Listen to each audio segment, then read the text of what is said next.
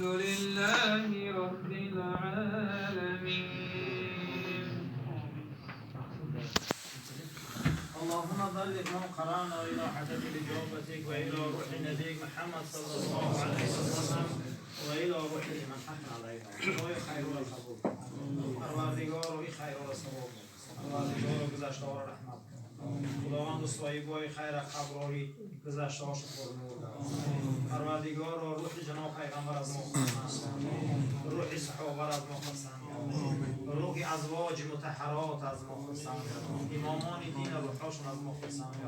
از آن جمله حضرت امام ابو حنیفه رحمه الله علیه پروردگار و روحش از ما خواستند گردان جمعیت ما را جمعیت خیر گردان پروردگار برکت در کسب و کار و طول مولی این دست برداشتگی پروردگار عطا بیماراشون شفات پروردگار قرضاراشون قرض نجات رنجوراشون شفات به فرزنداشون فرزند پروردگار را از جانب یا نفران حسن امید فاتحه دارن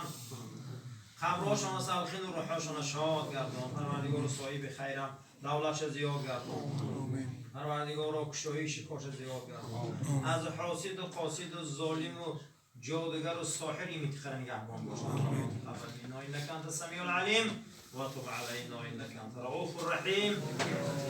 الراحمین. السلام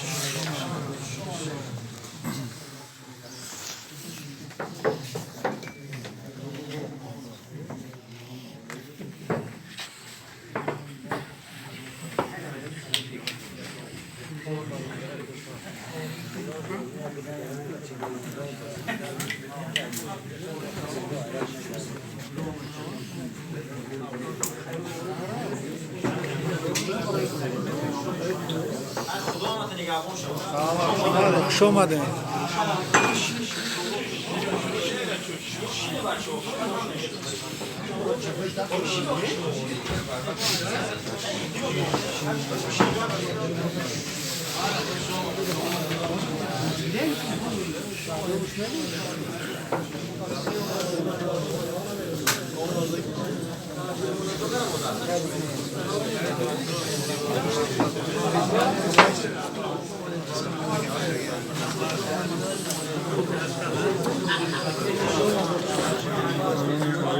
اسلام عباد روزی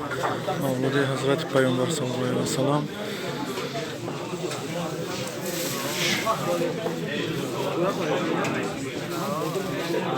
بگاه 15 نوامبر سال 2020.